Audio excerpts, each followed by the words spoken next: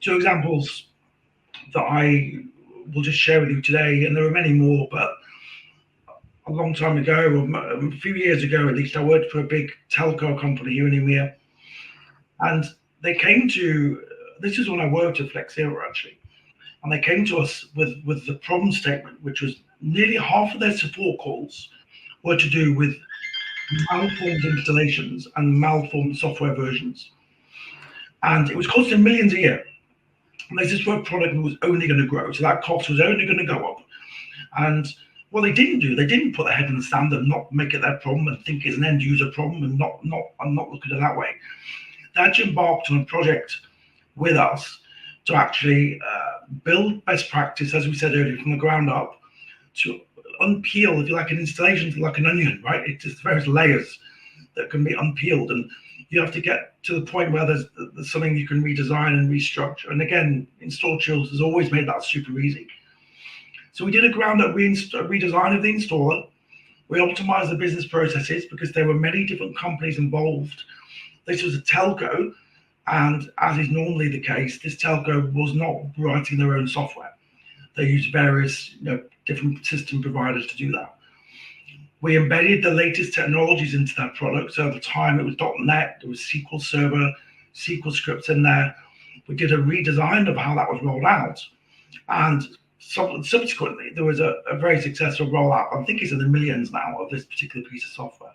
So great example of what you might not think of as a problem related to installers, right? You may think if you're in engineering, you're in product development, you might not be involved in your business's support activities, but it's worth keeping an eye on what that's doing, because that can be an early indicator, right, of there being a problem with the deployment or the client base. In this case, nearly half the support tickets were to do with malformed installers. And then another slightly different angle perspective, this was an enterprise client. So again, learning from the past, a large investment bank in London, fairly loose rollout of corporate apps, right? A lot of companies will have a very tightly managed deployment mechanism and software versioning to a certain point. But actually, this was with hundreds of traders, stock traders in Canary Wharf. I took just a few examples of people loosely deploying a badly installed and a badly updated product into their enterprise to cause massive issues. And this actually is something we still see today, but less so. Those of you out there who've been doing installations on software for a while will know the term DLLL, right? Pushpa, you will remember this from back in the day when we both cut our teeth in technology, where Crispin's product is overwriting a DLL that Pushpa's product likes, and Pushpa's product reinstalls the DLL, so Crispin's product doesn't work, and so it continues. And that's a massive problem even today, even with all the funky Windows 11 and .NET and cloud build and AWS, right? These are still products that are installed at a certain endpoint. It's just that endpoint might be in the cloud, right? It still needs managing. And in this case, this malformed deployment brought down hundreds of traders' machines. You can imagine the cost of that, right? I mean, just horrendous cost. But again, all avoidable with having a bit of strategy in there and taking a step back periodically to review that technology. So a couple of examples from the past. There'll be others. There are many others. So this is another example of how a malformed enterprise deployment and perhaps not keeping an eye on the technology has caused a huge repercussion in the business. And again, something that's very avoidable with just a little bit of best practice and some vision into the future. So I think in terms of my input and Pushpa's input for today, I think we'll draw a line there. And I think if there's any questions from the field, we can pick those up. Great. Thank you so much, Crispin and Pushpa. That was great. So we have had a couple of questions come through. We've not got a huge amount of time left, but please do add your questions to the chat and we'll get to as many as we can live. Okay. So first question I see here is, how can companies strike a balance between keeping with up-to-date technology trends and maintaining a practical installation and update strategy? Sure. It's a classic question in terms of what is that balance, right, between keeping an eye on the technologies that are available and are they relevant to me, but also keeping my business productive by kicking out releases when I need to, how he's serving the software development life cycle, for example. In the past when I've worked, the installation was given a point at about 97% progress through the software development lifecycle. So it was almost like an afterthought for the installer. So my perspective and from my perspective, it's make sure the installation process and the technologies within that are built into your whole product release. Have some foresight into how that's going to be managed. Who's going to manage it, right? Sounds easy, but is it a marketing problem? Is it a product development problem? Is it a software engineering problem? Right? Because if you don't have clear lineage, then everyone will think everyone else has solved that problem. And I think it's just having one eye on the trends and one eye on the business, and you've got to keep that communication open. But it's not straightforward. Great, thanks. And another one here. Is Windows 10 still fit for purpose in your view? A lot of our users are saying they have no plans to move off it for 2 to 3 years.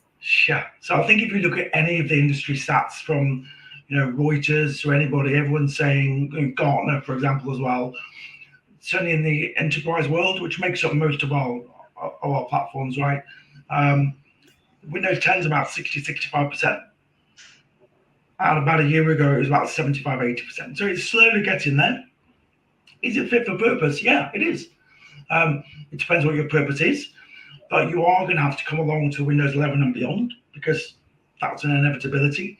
I think people don't have plans to move forward because they're a little bit afraid about what they need to do to one of the points in our earlier slide, right? I mean, Pushpa, you probably get this as much because you've been supporting Windows 11 for quite a while as Install Shield, right? Yes.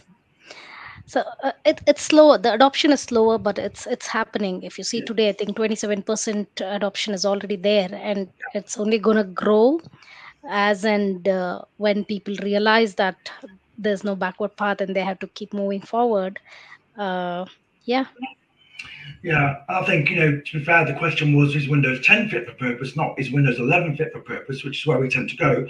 But yes, it is. But I think what will catch up with you is that support from Microsoft ends in 2025, right? Hardware, as it gets replaced every 3 or 4 years in the business, will start to not bother supporting Windows 10. But, I work with clients in kind of grey networks, right? So either military or industrial situations where, like a power station, it's not net connected, it's all off grid, and they're still running Windows XP. But again, very, very few and far between now, and to Pushpa's point, it's going to be moving forward. So yes, it is fit for purpose, but it is changing and it should change. Great. So I think we could just try and squeeze in one more question. So I have a final one here. What do you think is the future of .NET and associated heavy dependencies? We see a lot of problems deploying these. Yeah, interesting. And we spoke about .NET earlier, right? Being the big beast about 10 years ago, and it was hundreds and hundreds of megabytes in some versions, and it was a real pain to deploy. What I see is those core technologies that people will still need in some form are moving to the operating system environment into which they're being focused. So it's becoming less of a dependence on the installation itself, but they're actually telling their end users, you must have these prerequisites in the machine. And they're almost just sidelining the problem. It's this, you're not going to suddenly not need .NET. If your software needs .NET, you need .NET. But, an Install Shield has got some great technology around the prerequisites, right? Pushpa, the prerequisites editor. So clients can make their own prerequisites and just be a bit smarter about how they're deployed. So I think taking that choice away, or not that choice, but that onus, that pressure, right, on the end user to know what they're doing, and taking it away from them. And that's really our job as installation engineers. That's my perspective. Yeah, completely agree. I mean, what .NET does, and Microsoft will continue to support it. But from Install Shield perspective, we are continuing to add in the recent past, just in 2024, we have added some custom action to support .NET builds. So we continue to support, we continue to upgrade ourselves to keep up with the new changes in the .NET world.